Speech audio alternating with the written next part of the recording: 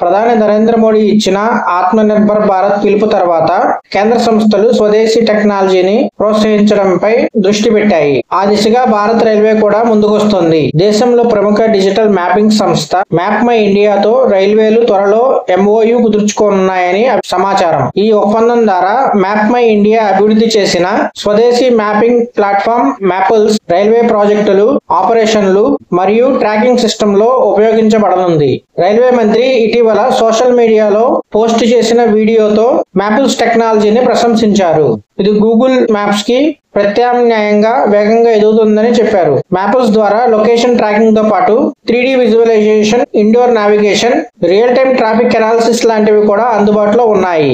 ఈ టెక్నాలజీతో రైల్వే ప్రాజెక్టుల్లో ప్రణాళిక, మానిటరింగ్, రియల్ టైమ్ ట్రాకింగ్ మరింత సులభతరం కానుంది. ఇది కేవలం ఒక టెక్నాలజీ అప్డేట్ మాత్రమే కాదు, భారతీయ ఆవిష్కరణ శక్తికి నిదర్శనం. ఇలా స్వదేశీ టెక్నాలజీని రైల్వేలో ప్రవేశపెట్టడం ద్వారా భారత డిజిటల్ ఇన్ఫ్రాస్ట్రక్చర్ లో మరో కొత్త దశలోకి అడుగుపెట్టనుంది.